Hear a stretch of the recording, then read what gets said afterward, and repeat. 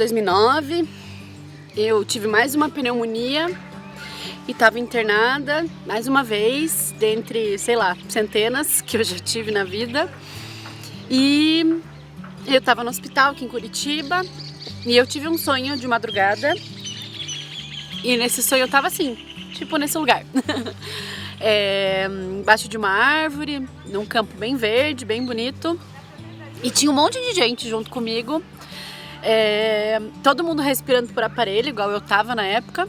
E eu tava exatamente assim, embaixo de uma árvore, com várias pessoas falando sobre isso e questionando por que nós, enquanto quem temos problemas de saúde respiratórios graves, na época eu achava que eu só tinha uma asma muito grave, por que a gente estava num estágio tão avançado da doença, sendo que a gente só tinha uma asma. Bem cedo o enfermeiro veio me acordar para tomar a primeira medicação da manhã e eu falei, espera um pouquinho que eu preciso anotar um sonho. E aí eu peguei uma folha de agenda velha ali com a mão super trêmula, por conta, eu estava tomando muita medicação forte, e anotei exatamente isso, que eu tinha sonhado, que eu estava embaixo de uma árvore num campo bem verde, com várias pessoas que também estavam usando aparelho de oxigênio para respirar, e que a gente precisava, enfim, pensar um pouco melhor sobre o que a gente fez de errado ou o que a gente não fez, para poder cuidar melhor da nossa respiração e valorizar mais o ar que a gente respira. Depois que eu tive esse sonho, eu continuei internada por mais alguns dias, ainda tratando essa pneumonia bastante grave que eu estava, até que eu tive alta para continuar o tratamento em casa, porque no hospital eu estava tendo mais complicações e mais infecções oportunistas, né? Infecções hospitalares. Quando eu comecei a melhorar, eu voltei a trabalhar numa sexta-feira, tive alta numa quarta, na sexta eu voltei a trabalhar, e no sábado eu fui internada com pancreatite. Inclusive foi nesse internamento que eu completei 23 anos de idade, durante o tratamento da pancreatite. E quando esse médico entrou no quarto, começou a perguntar pra minha mãe o que eu tinha, e minha mãe começou a falar, a Verônica teve desde pequena várias pneumonias, uma média de 3, 4 pneumonias por ano, já tirou 2 partes do pulmão direito, já tirou a vesícula, agora uma parte do pâncreas parou de funcionar. E, enfim, a gente acabou de sair de um internamento de 2 meses para tratar essa pneumonia e agora a pancreatite. E aí, como quem diz 1 mais 1 é 2, o médico olhou pra gente e falou, olha, ela tem mucoviscidose, que na época a gente não sabia que era a mesma coisa que fibrose cística, mas ele muito certeiramente disse que era isso que eu tinha, porque ele, pela primeira vez, algum profissional me olhou de modo completo, né? Que não era só um problema no pulmão, não era só um problema no pâncreas, não era só um problema na vesícula, enfim, ele olhou para tudo, conectou todas as pecinhas e, enfim, foi ali que a gente sentiu pela primeira vez que algo podia mudar. E pela primeira vez a gente acreditou que, enfim, a gente podia ter uma esperança de vida, de melhora na qualidade de vida, de tratamento, e eu pude de uma vez por todas entender que tudo que eu tive a vida inteira foi por falta de diagnóstico, de tratamento, e que enfim eu receberia o atendimento adequado que eu precisava. O sonho fez todo sentido, porque eu tive o sonho dias antes de receber meu diagnóstico, eu estava pensando em algo para as pessoas que tinham problemas respiratórios, e de repente, depois do sonho, eu recebi um diagnóstico que mudou toda a minha vida e somei o sonho que eu tinha tido de ajudar pessoas com problemas respiratórios ao meu diagnóstico correto, a minha formação em psicologia, minha experiência em projeto e eureka, eu preciso fazer alguma coisa com isso. E foi aí que, do sonho que eu tive, a gente começou a tentar mudar a realidade de muita gente.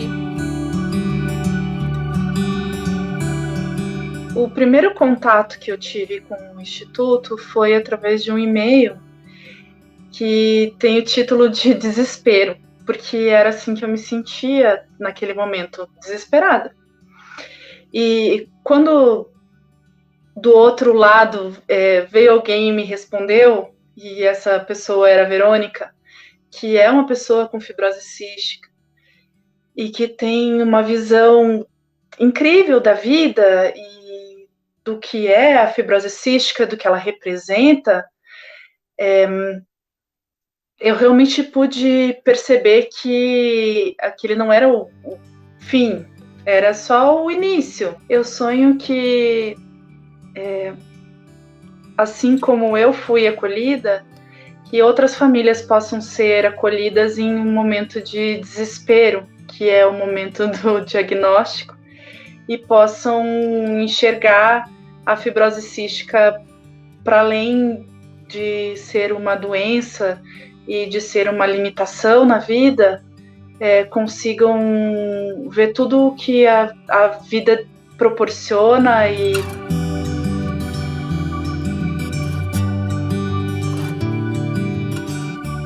Unidos pela Vida teve um papel muito importante nesta mudança do histórico natural da doença no Brasil, porque ele foi um farol de informação e de conhecimentos para a sociedade sobre os sinais e sintomas da doença. Com as inúmeras atividades que ele proporcionou e proporciona desde a sua criação, ele transformou essa condição rara em uma condição conhecida no Brasil.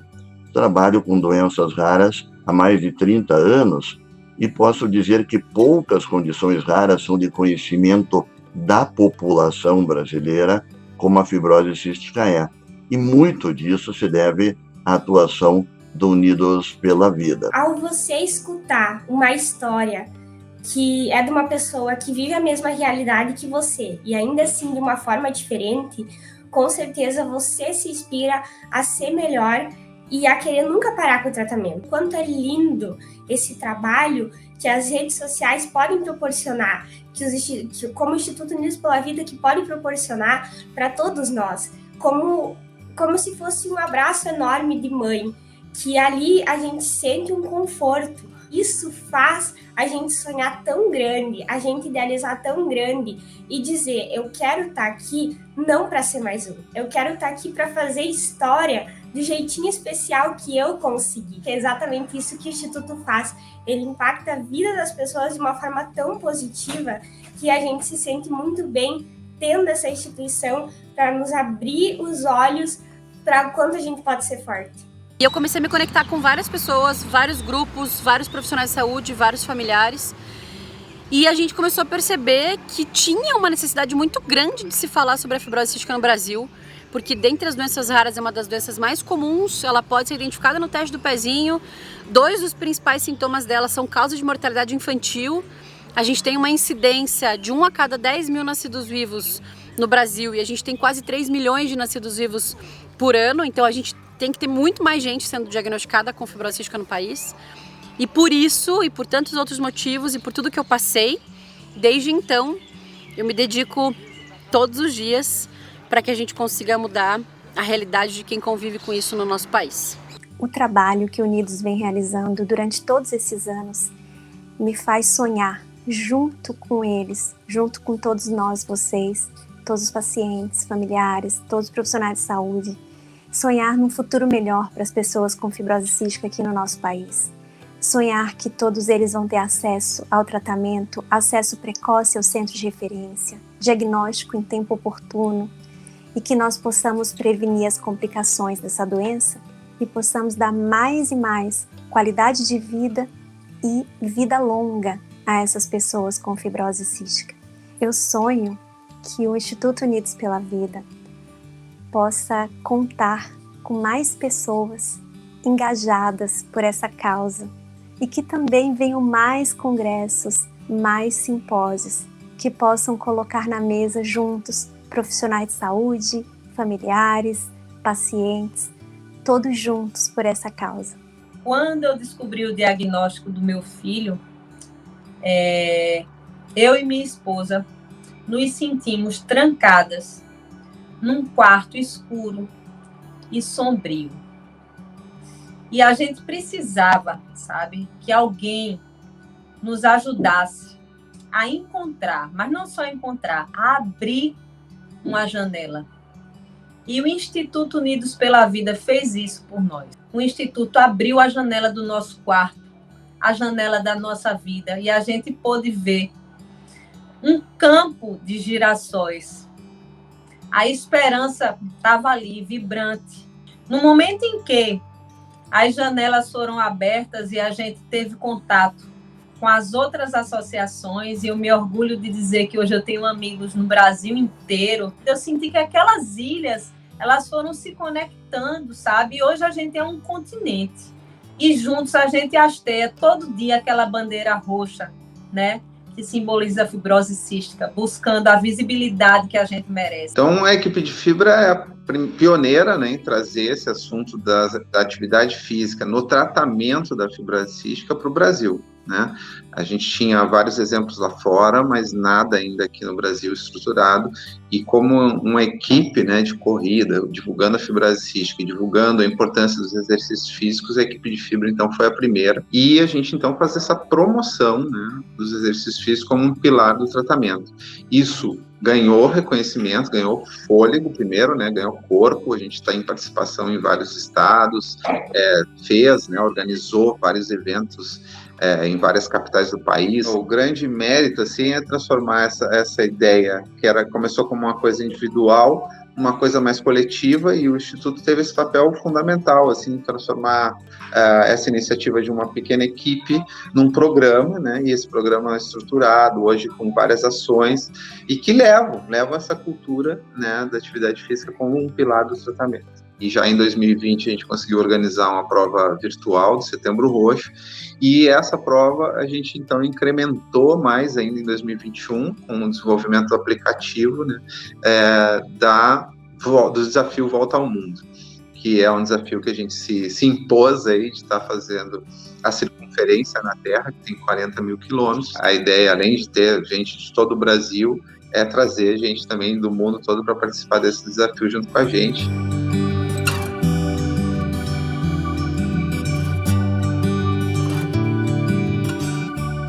Uma das coisas que nos dá muito orgulho desse trabalho em conjunto que a gente vem estimulando e buscando que aconteça desde o nosso dia 1 foi essa luta para que o teste do pezinho, que já vinha sendo trabalhado para que fosse ampliado desde antes,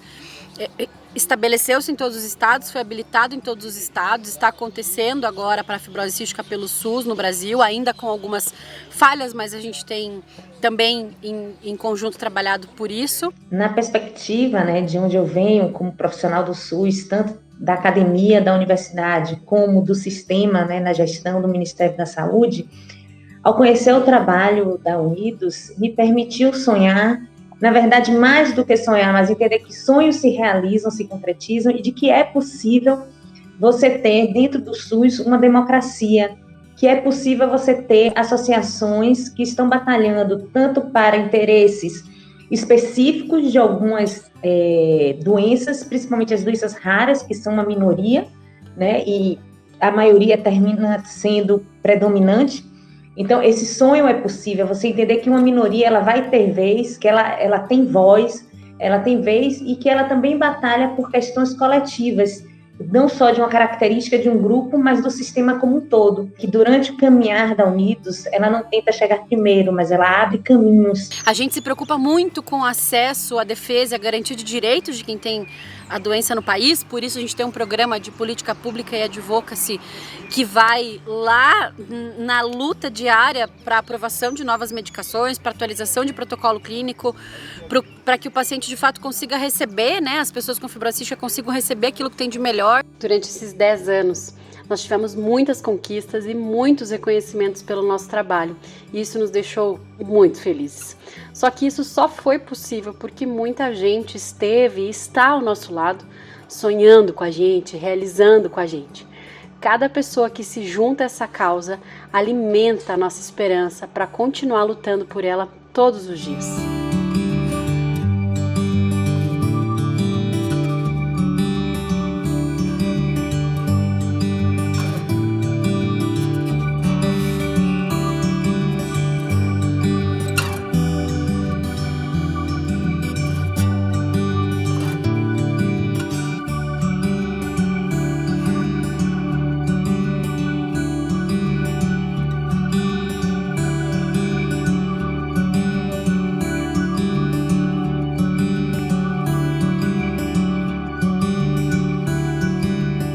Ao final dessa primeira década, o que eu tenho para te dizer é muito obrigada e conto com você. Siga com a gente, porque tem muita coisa para fazer, pela frente tem muito mundo,